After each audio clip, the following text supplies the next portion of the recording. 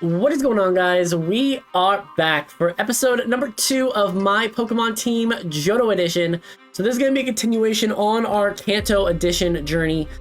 So we are, kind of a newbie trainer, 3 gym badges under our belt, and traveling to the Johto region. So if you guys are excited for this episode and the whole series, make sure to leave a like, subscribe if you haven't. Let me know what your team for Johto would be. Without further ado, let us hop in Vermilion City, where we meet Professor Cersei again, and he actually tells us that, we got 3 gym badges. That's pretty good for the region. It's nothing to be sorry about, but he tells us about the Johto region, and he's talking about, all the cool things, the different Pokemon that are there to experience, and he actually knows the professor there as well, and he says, there's a boat coming from Vermilion City to Olivine. So if we want to, he'll get us tickets, and we will go over there. So we need to pick a Pokemon. We need to pick one of our lovely team members that we have here with Cersei, and we decide that Ivysaur did get to partake in a gym. Vaporeon got to partake in a gym, and Pidgeotto got to partake in a gym, and Ninetales did not. Despite getting a little bit of love from Brock, we never got to use Ninetales in a gym, and so we just felt, let's take Ninetales with us. We will only take Ninetales with us until we get ourselves a gym badge, and then we will kind of drop her back off, get her transported over. So without further ado, we hop on the XS Aqua with our Ninetales, and we make it here to Olivine City. Now, Olivine City is the port city in the Johto region. These regions are connected by land and sea. If you guys know the Pokemon Earth, the Kanto region is kind of on the east coast. The Johto region is on the west coast. Hoenn is down in the south, and Sinnoh is up in the northern region. So we were able to kind of cut across and meet Professor Elm here, and he actually gives us a gift right away. He tells us that there is a couple starters that we can choose from, and that one of the starters has been taken, but the other 2 are available. So we end up finding out that, all the trainers are actually given these 3 Pokemon, Chikorita, Totodile, and Cyndaquil in here in the Johto region, and we actually decide to go for Chikorita.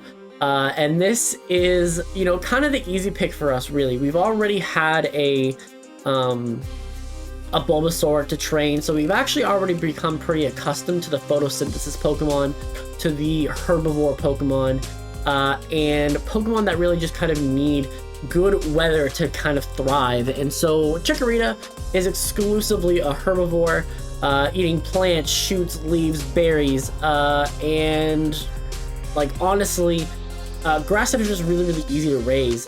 They don't require anything wild. Totodile, despite being okay in the without water, which is something that is kind of actually a big focal point for me. Totodiles bite everything to kind of figure out everything, and I just felt that's really, as still kind of a younger trainer here, I thought the best choice was Chikorita. And the Chikorita are actually known for giving off scents that can kind of calm Pokemon down or can kind of hype people up.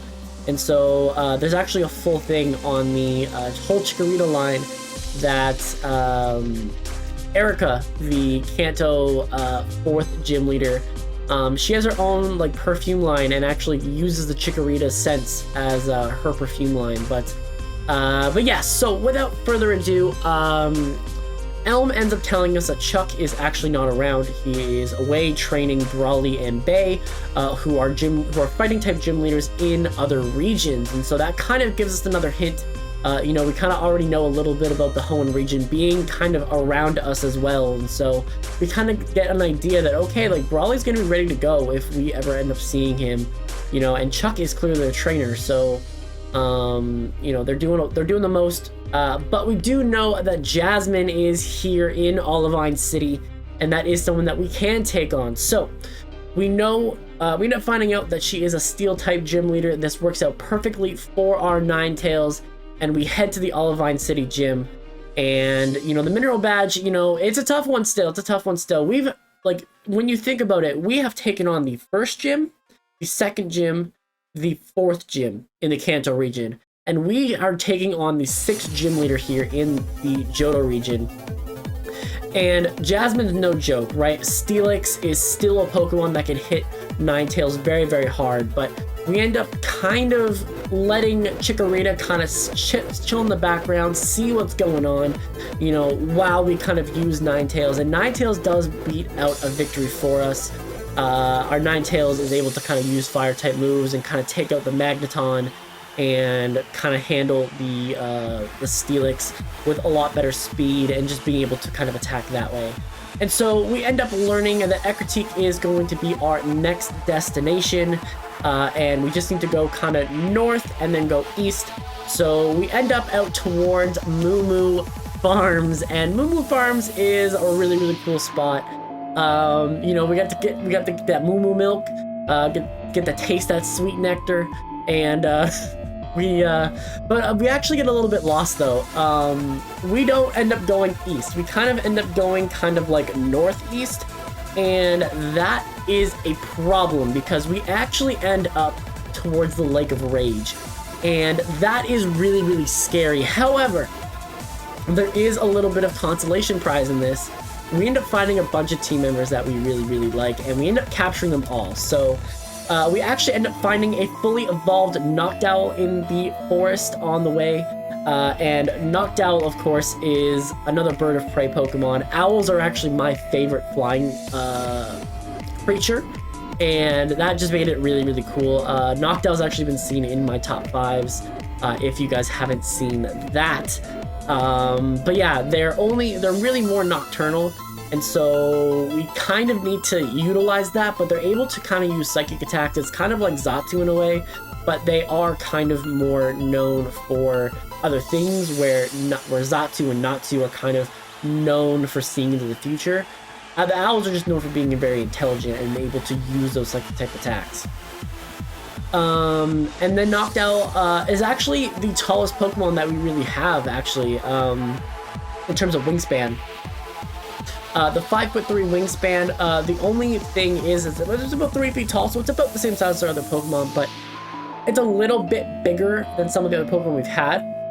Pidgeotto only has like a 3-foot wingspan, so it does really kind of show that we are starting to get a little bit more comfortable with bigger Pokemon, slightly. But yeah, so they're able to perform a lot of Psychic type attacks, and we do try to utilize that. And of course, you guys already know we do the movesets at the end of the video. The next Pokemon we capture is Mareep. Mareep is a really, really cool Pokemon. I really love Mareep. A nice little calm electric type. And, you know, it's very, very used to humans. It's kind of like Skidoo. It's kind of like all the other Pokemon that are kind of kept in captivity and are kind of known for being Pokemon that farmers have and stuff. So they are very used to humans. You know, their wool stores electricity, and you know, you just kind of be careful about that, but it uses those electric things, and it's just a very calm Pokemon. It's a very docile Pokemon. It's a Pokemon that is very, very easy to train. And so we now have ourselves a Chikorita, we have a Noctowl, and we have a Mareep, and then we also pick up a Marill. Marill is the last Pokemon that we pick up here in the Lake of Rage kind of area. And we end up catching it as a Marill, not a Azurill. But the really cool thing about Azumarill and Marill is that their tails expand kind of like bungee cords, and so they're kind of able to use it as, you know, an ability to like kind of hop on their tail and kind of be like a springboard, or they can kind of use it while they're hunting. They tie themselves to a tree basically, and then they shoot down at the at everything and to go hunting. They're actually known as kind of lifeguard Pokemon, and for those of you who don't know me, I really don't know how to swim that well, and so I feel like that would be a life-saving ability for me, literally. So we end up kind of rocking out with these 4 team members to start here, and we end up following the river down, and we get ourselves to Mahogany Town, and we find out that we're actually at the 7th Gym City. we actually meet Price, who actually is saying that he's retiring and he isn't accepting challengers anymore. And he also just gives us a forewarning that Claire is also not accepting challenges either. So we need to actually head back west from Mahogany Town and go to Ecruteak City. So once we get there, we actually end up meeting the Kimono Girls, and you know the Kimono Girls, they always want us to see the show. And so we end up actually going and checking out their show with the Evolutions. You know, they put on a wonderful show.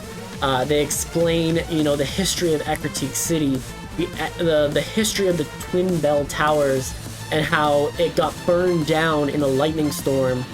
The fire burned for 3 days, you know, and then a torrential downpour puts out the flame. Ho-Oh kind of sees 3 dead Pokemon in the tower and restores the life of those Pokemon, and kind of it is now a story where the second Bell Tower, they're waiting for Lugia to actually come back because it used to be Lugia's tower.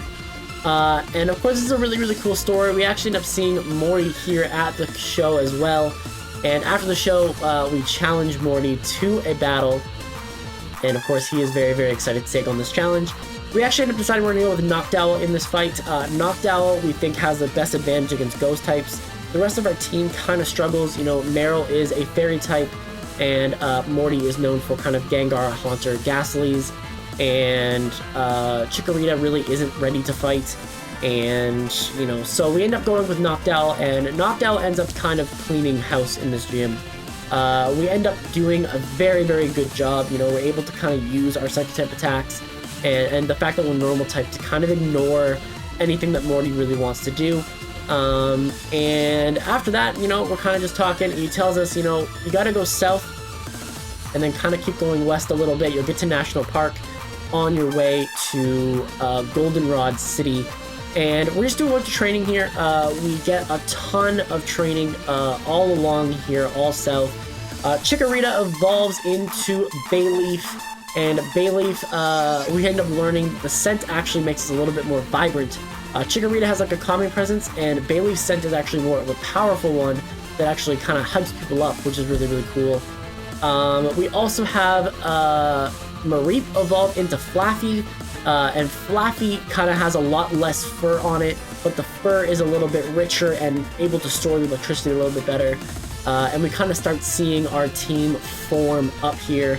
And also Meryl evolves. Meryl evolves into a Azumarill, and we already kind of talked about Azumarill before, but Azumarill is really, really cool because it does get Superpower, Play Rough, Aqua Tail. Like, this thing gets some really, really powerful things, and it's a really underestimated Pokemon, especially when it has thick, fat, huge power, Sap Sipper. You know, for being 2 foot tall, it hits like an absolute truck. And we're very, very excited. Our team is looking really, really good. And we make it to Goldenrod City, but we actually end up taking a little bit of a pit stop because we go to Goldenrod Stadium because a really big thing here in Goldenrod is actually Pokemon Baseball. So Pokemon Baseball is a huge thing here, and we actually find out the gym leader, Whitney, is actually a star in the Pokemon Baseball world. And so we end up just checking out her game. We end up watching her game. We actually see she drills a deep ball to left field, and she gets a home run, and not even the Gyarados trying to catch that ball can even get it. And so you know, we end up seeing a wild game, you know, a wild game, Whitney popping off. And we end up talking to Whitney after her match. We end up kind of saying, hey, like, we're from the Kanto region, you know, we'd love to battle. And she goes, you know what, meet me at Goldenrod City Gym, and we will have a match. And so we end up here in Goldenrod. We need to figure out who we're going to use, and we end up deciding here that we're going to choose Bayleaf. Bayleaf is who we end up deciding to choose here. Bayleaf, you know, doesn't really have a great matchup. You know, we do have to worry about that Miltank having Sap Sipper.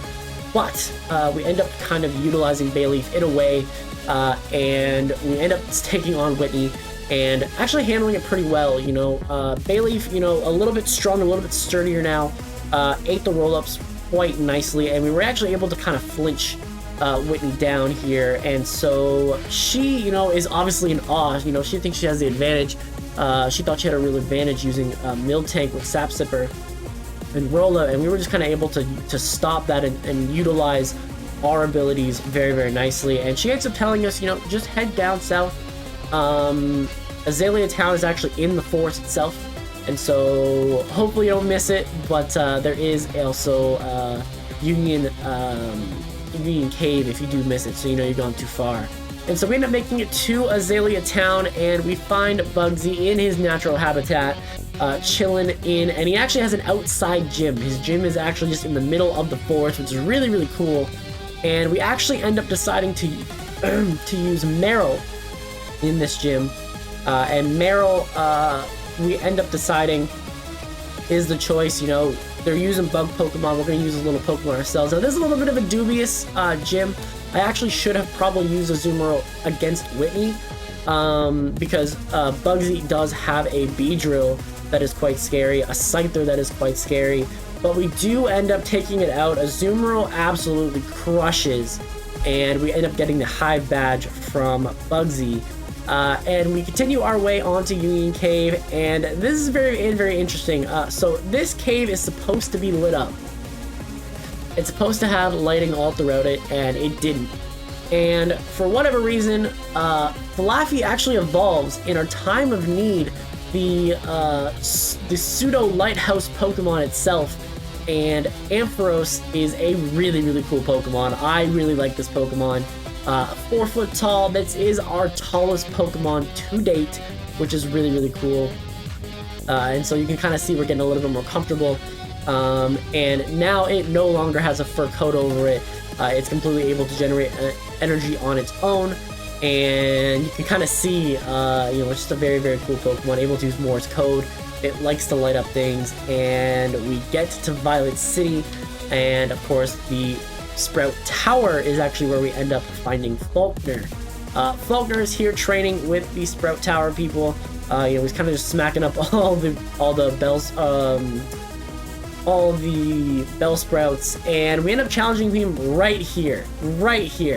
And so we end up using Ampharos for this. We figured, you know what, let's just use a super effective damage, and we get the Zypher Badge pretty damn easy. And that is kind of how our journey ends, because Chuck is gone, Price retired, Claire won't fight us, so we actually end up kind of just walking back towards Goldenrod City, and we kind of get on the train and go back to Saffron City. So we wrap up this region with 5 gym badges and a really, really cool team of Bayleaf, Azumarill, Ampharos, and Noctowl to add to our team before. Kind of going over the movesets that we ended up having with these Pokemon. Bayleaf actually has Aromatherapy, kind of utilizing the sense that it gives off, with Razor Leaf kind of as a ranged, physically harming move. Solar Beam kind of takes into consideration the fact that it still is a Pokemon that utilizes photosynthesis and kind of is a grass type that needs grass to, needs sunlight to grow. And so Solar Beam is kind of the ranged attack, Razor Leaf is kind of the pushback move, and Synthesis is great healing. With Noctowl, we have Air Slash, which is very similar to Noctowl's, or very similar to our moveset on Pidgeotto. Air Slash kind of pushes Pokemon back. Echoed Voice kind of utilizes the psychic abilities of Noctowl, and just kind of using what owls like to do and kind of the hooting, right? Extrasensory is utilizing the psychic abilities and is a nice ranged attack. Echoed Voice is also kind of like an ear-piercing attack. And then Hypnosis, which just kind of lets people go to sleep. You know, you can kind of take control over people and kind of do what you want to do. With Ampharos, we have Cotton Guard, so it's able to now just on command grow out the cotton back, so it has a nice fluffy defensive coating. It has discharge, so that you're kind of able to get rid of all that stored electricity and are able to kind of get like a range attack that kind of like pushes people back. Dragon Pulse, because we're kind of utilizing the fact that it is not really a dragon, but it sort of kind of is, and there's just kind of a nice homage to that. It's a kind of it's a shockwave coming from its mouth, right? And so it just kind of makes sense for the Pokemon as a whole. And then when we figured if something gets in close, Fire Punch is a really cool move. You know, you can kind of spark that flame with your electricity and just get the punch off real close, potentially get a burn, and then discharge your way to kind of push the Pokemon back and continue Dragon Pulsing. That was kind of the idea for this moveset. And for our mighty Azumarill, Aqua Tail hits like a truck. Bubble Beam is a nice range attack, and if you looked at the Pokédex description, it actually uses Bubble Beam to save drowning Pokemon, and so it's just kind of a nice range attack. Because this is a much more physical Pokemon. Play Rough kind of just utilizes the fact that it is a very strong fairy type. It's a little bit stronger than what people would expect, and so it does actually play rough. And then Superpower is a move where you attack with a bunch of damage. It's a nice fighting type move. Kind of takes care of steel types as well. And just a move, again, where it just does more damage than what you expect. So that is our team, and we do have a Luna kind of just chilling here in the background. This series is not done, of course. We will have a continuation in my Hoenn Teams edition of my Pokemon team. But if you guys were excited about this, if you guys enjoyed this, I know it's a little bit more storytelling, a little bit of a top 5 kind of vibe to it. Make sure to leave a like, subscribe, and let me know what your Johto team is down below. And with that, I'm going to get up out of here. So thanks everyone for watching, and I'll see you guys in the next one.